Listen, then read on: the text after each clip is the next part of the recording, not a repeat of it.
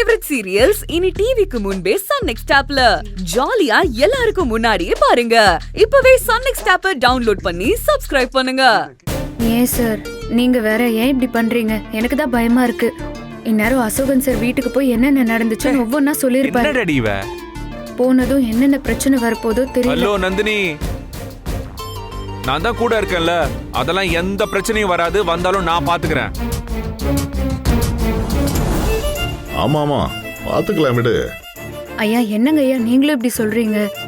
நீங்க ஊர்ல இருந்து வந்ததும் நேரா இங்க வந்து என் கழுத்துல மாலை போட வச்சிட்டீங்க. அதை பார்த்துட்டு எப்படி அவங்க சும்மா இருப்பாங்க? இங்க என்னவோ நடக்க போகுதுன்னு சந்தேகப்பட்டுதான் அசோகன் சரியா அனுப்பி வச்சிருக்காங்க. எனக்கு தெரிஞ்சு இந்நேரம் சுந்தரவள்ளி அம்மா கோவமா கிளம்பி வந்துட்டு இருப்பாங்க. என்ன பண்ண போறாங்களோ தெரியல. ஆமா, அம்மா வந்தா அக்கப்புறம் கூட்டிடுவாப்லையே. அப்படியா டேடி? தாய்க்குள்ள இப்போ வருமா இங்க? மேபி வரலாம். இல்ல எனக்கு தெரிஞ்சு வீடியோ கால்லாம் பாத்துருப்பாங்கல்ல, நிறைய கிளம்பி வந்துட்டு இருப்பாங்கன்னு நினைக்கிறேன். வரட்டும் வரட்டும் வரட்டும், எனக்கு இருக்கு. டாடி, எந்த நம்பிக்கையில நீங்க கம்பெனிக்கு போய் நந்தினியை விரட்டுவீங்கன்னு உங்களை அனுப்பியிருப்பாங்க? இன்னுமா உங்களை அவங்க நம்பிக்கிட்டு இருக்காங்க? ஐயோ ஐயோ, அது எனக்கே புரியலடா. காமெடி டாட், செம்ம காமெடி. நீங்க எல்லாம் சிரிக்கிறீங்க, எனக்கு தான் திக்கு திக்குன்னு இருக்கு. அம்மா அதெல்லாம் ஒண்ணும் பயப்படாதம்மா, எதுவும் இருந்தாலும் பாத்துக்கலாம். அப்புறம் நீ சிஓ ஆன விஷயத்த எனக்கும் சந்தோஷம் தாங்கிறத ரொம்ப நாளைக்கெல்லாம் என்னால மறைச்சு வச்சுட்டு இருக்க முடியாது.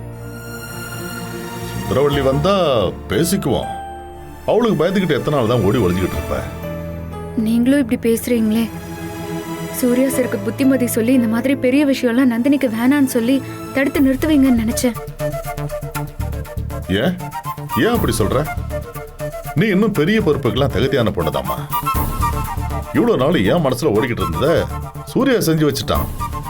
நீ முதல்ல உன்னை பத்தி குறைவா நினைக்கிறத நிப்பாட்டு. அது ரொம்ப தப்பான பழக்கம். Super daddy. இத நான் ஒரு 1000 வாட்டி அவகிட்ட சொல்லிட்டேன், புரிஞ்சுக்க மாட்டேங்கிறா. நீங்க 1001வது வாட்டி சொல்லுங்க, புரியுமான்னு பாப்போம்.